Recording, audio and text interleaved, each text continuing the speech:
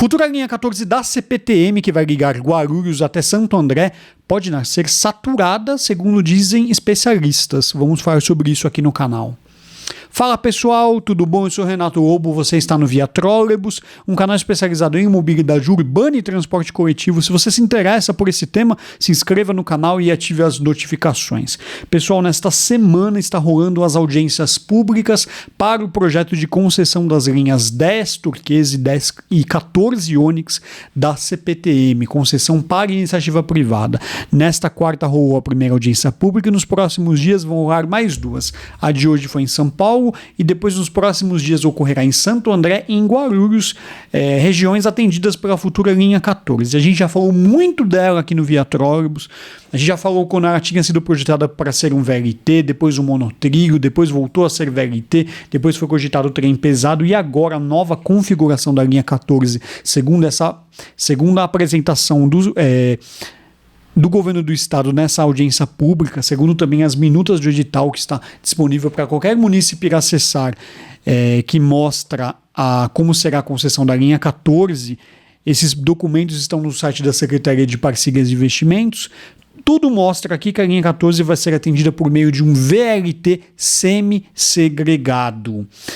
E aí rolou essa audiência pública e na audiência há uma parte onde pessoas podem manifestar, fazer perguntas, sugestões ou manifestar opiniões. E aí eu destaco duas participações aqui de duas pessoas que eu conheço. O primeiro, o Thiago Silva, do site Planurb, que questionou a respeito da escolha do meio de transporte. Isso também foi questionado pelo Jean Carlos, meu amigo do site Metro CPTM e do canal São Paulo Sob Trilhos. Nesses questionamentos, ambos questionaram a respeito da demanda da linha 14. E vamos contextualizar aqui a respeito dessa divergência entre demanda. Recentemente foi apresentado o Plano Integrado de Transportes Urbanos, o PITU 2040. Esse plano é atualizado acho que de 10 em 10 anos. Ele mostra uma projeção da malha futura e ele previa a linha 14 Onix saindo de Bom Sucesso, passando pela zona leste de São Paulo, chegando em Santo André e indo até São Bernardo do Campo, com a demanda de mais de 700 mil passageiros por dia, acho que é 750 mil passageiros por dia, por um atendimento com trem pesado, trem igual da CPTM. Já os estudos da Secretaria de Parcerias e Investimentos mostram que essa linha será operada por meio de um VLT. E nas análises aqui da Secretaria de Parcerias e Investimentos, a linha teria 250 mil passageiros, ou seja, praticamente 3 vezes menos do que foi projetado pelo PITU 2040 por meio do consórcio Sistra Logit. É Logit, isso mesmo. No projeto, a linha, esse projeto da Secretaria de Parcerias e Investimentos que está em discussão, está na audiência pública, que deve ser o projeto seguido pelo governo do estado. A linha, ao invés de ir até São Bernardo do Campo, ela vai para o Jardim Irene. Bom, tem a fala eu destaquei a fala do Thiago Silva, confira a fala dele. Os créditos dessa imagem são do governo do estado de São Paulo. A linha 14, sendo VLT, ela anula completamente as possibilidades de interoperabilidade com outras linhas da CPTM. Há pouco se falou aí sobre a troca de sinalização para facilitar a interoperabilidade, mas quando a gente propõe o VLT na linha 14, nós estamos indo na contramão, porque para o futuro operador privado, vai ter que comprar 2 materiais rodantes. Um material rodante para a linha 10 e um para a linha 14. Sendo que ele poderia comprar o mesmo material rodante para as duas linhas e aí usar nessas linhas a depender das necessidades operacionais. O segundo ponto é que a linha 14, para quem não sabe, ela é parte de um projeto muito maior. A linha 14 foi pensada, uma ligação perimetral, para se interligar com outras linhas da CPTM e, por que não, futuramente, pensar na utilização da linha 14 pelos próprios trens regionais. Então, eventualmente, um trem regional que viria de São José dos Campos poderia usar a linha 14 e depois se interligar com a linha 10 para seguir para o litoral.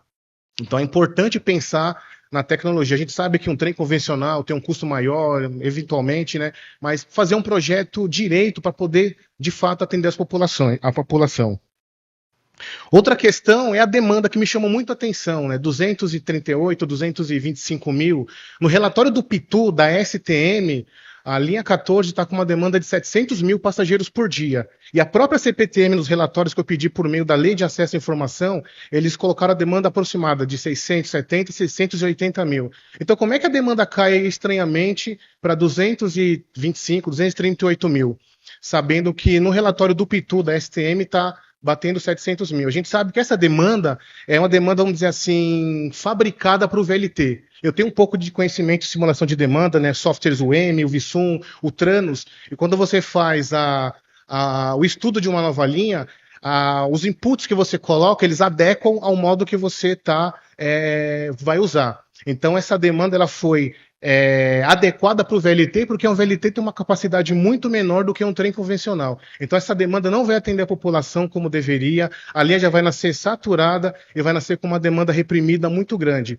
Então, assim, mercado, pessoas interessadas, busquem a CPTM, busquem a STM para poder conhecer o projeto de verdade, mas busquem as áreas certas na CPTM, área de projeto, de planejamento, na STM, procurar as áreas que cuidam dessa questão de projetos de linhas, porque essa demanda ela não condiz com a realidade para aquele eixo, né, perimetral ligando Guarulhos a Santo André. E as minutas do edital, né, nessas minutas, esses documentos que estão disponíveis na consulta pública ainda apontam que o trem pesado poderia atingir velocidades maiores e seria completamente segregado com uma velocidade média de 41 km por hora, enquanto o VLT semi-segregado pode ter uma velocidade média de 21 km por hora. Pessoal, velocidade média e não máxima, tá? A gente sempre mede por velocidade média.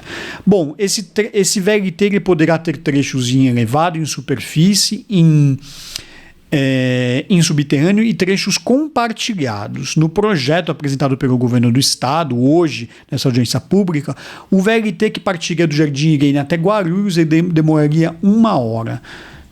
Entendendo aqui se é praticamente o dobro de velocidade, acho que um trem é 1h30, na verdade, né? Ele percorreu o trecho de Santo André e Guarulhos, 1h30.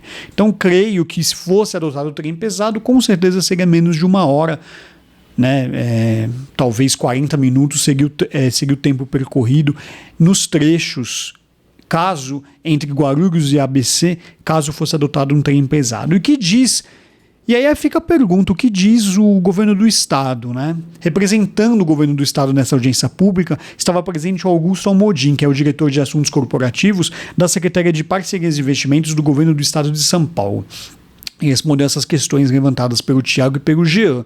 E ele falou que o que pesou na escolha foi o custo de implantação e que na avaliação da atual administração, o VLT atende a demanda com folga. Ele citou aqui que a linha do trem pesado teria um investimento estimado de 26 bilhões de reais, enquanto a opção pelo VLT semi-segregado economiza 8,5 bilhões de reais.